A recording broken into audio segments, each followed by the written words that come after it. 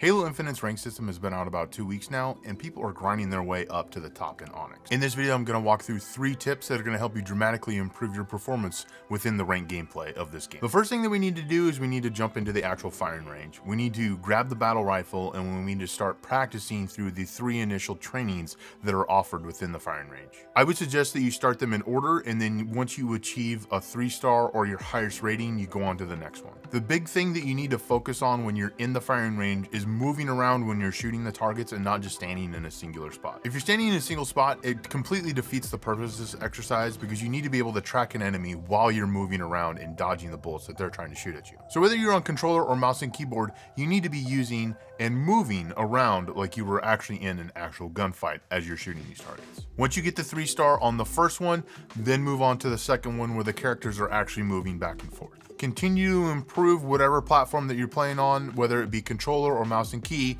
and finally get to the 3rd stage. Once you've completed the 3rd stage and you've gotten 3 stars in every single one of the training options that are available for the battle rifle, we're gonna jump into the training mode. Now in the training mode, I think it's gonna be really important that you make sure that you're setting up your difficulty appropriate to where you actually are falling within the ranked system. So if you're in bronze or silver, you should be using the Marine bots. If you're in gold, you might be able to jump it up to the ODST bots. And anything above gold, be using the Spartan bots because those are going to be a more realistic outcome of the players that you're going to see in platinum lobbies moving forward. The big thing that you really need to focus on as you're jumping into this training mode is your positioning. Unlike other games like Call of Duty Warzone where you just rush in because the time to kill is really small, you need to have the ability to move back and forth between cover because you're not going to be pushing every enemy that you fight. Getting the advantage on somebody in this game doesn't necessarily mean that you win the gunfight, so being able to move in and out of cover is going to be really important. Practice your positioning on these rank maps because it is going to allow you to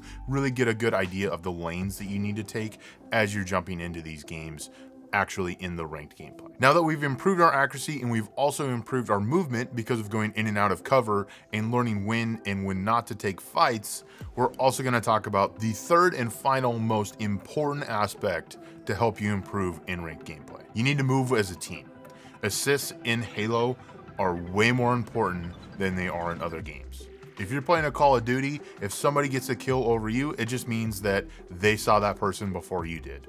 In Halo, because the time to kill is much longer, which is typical, this is standard, this is not anything different from any other Halo that's ever been released. For anyone that's been playing Halo for a really long time, they realize this. However, for people that are coming over from other games, welcome to the Halo universe. I'm excited to have you here.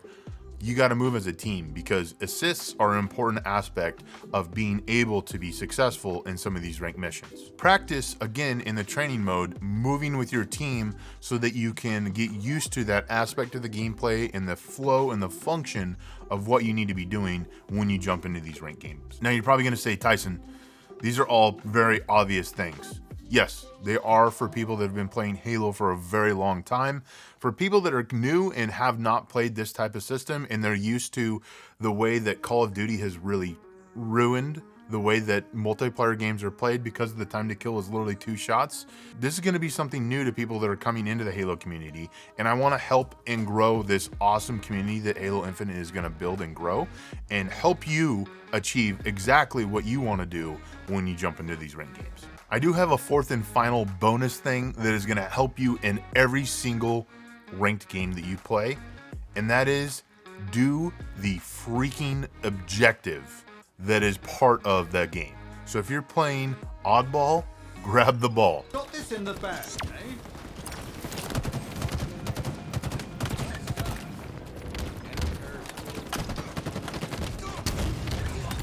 Kill. Enemy has a ball. Ball dropped. Triple kill. Seize the ball. That's the shit right there. If you're doing total control, control the zones.